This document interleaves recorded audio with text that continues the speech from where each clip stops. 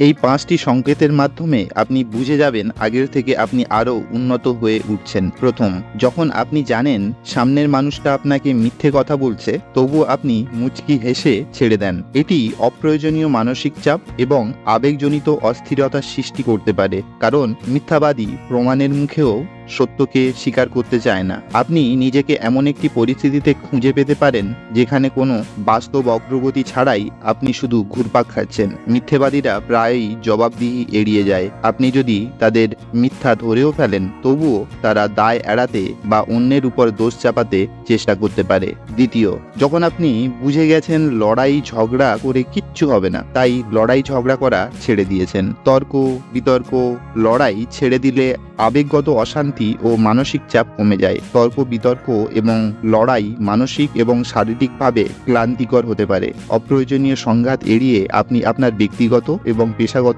লক্ষ্যগুলির প্রতি মনোনিবেশ করতে পারেন। তৃতীয়, যখন লোকের খারাপ মন্তব্যে আপনার কিছু যায় আসে না, কারণ আপনি বুঝে গেছেন লোক আপনার কাজ করে দেবে না, কারণ আপনি আর অন্যের মতামতের উপর নির্ভর করে আপনার মনের অবস্থা বা আত্মসম্মান নির্ধারণ করেন না। বুঝতে পারে যে আপনার সাফল্য শুধুমাত্র আপনার উপর নির্ভর করে, আপনাকে আপনার জীবনের নিয়ন্ত্রণ নেয়ার ক্ষমতা দেয়। চতুর্থ, যখন আপনি ছোট ছোট সমস্যাগুলোকে নিয়ে বেশি চিন্তা করেন না, সেগুলো ছেড়ে দেন। পঞ্চম, যখন আপনি বুঝে গিয়েছেন জীবনের লড়াই নিজেকেই লড়তে হয়, লোক শুধু সান্ত্বনা দেয়, সঙ্গ দেয় না।